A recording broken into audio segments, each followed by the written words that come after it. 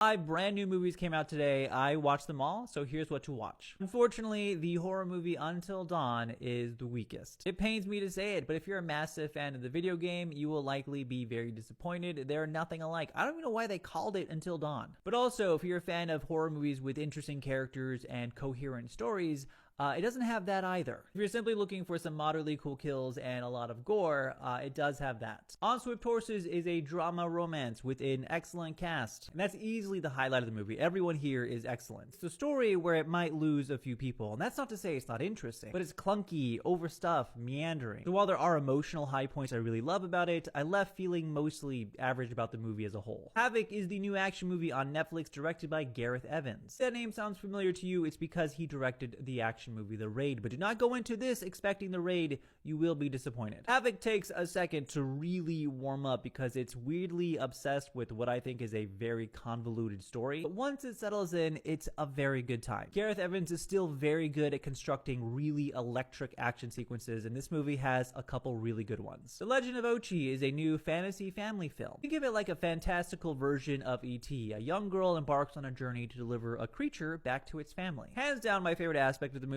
is the way it looks, from the production design to the use of puppets. It does an amazing job creating this sense of wonder. And it moves really quick, sometimes I think a little too quick. I wish more time was spent allowing us to sit with all of the emotions. All in all, a very charming movie, and proof that not all movies for kids need to be intentionally very dumb. The surprise best movie of the day goes to The Accountant 2. And look, I like The Accountant 1. I think it's a perfectly fine movie. But The Accountant 2, I think, is better in every single way, mainly because of the Ben Affleck John Bernthal chemistry. Without this, the movie is nothing. The action is much more exciting, much more interesting. The story itself is a bit unhinged. It's wild, it's random, maybe a little ridiculous. But again, why this movie works really boils down to the chemistry between these two characters, which is immaculate, and I ended up having a really good time. And hey, if none of those movies work for you, Revenge of the Sith is back in theaters, and at least that movie is a guaranteed banger.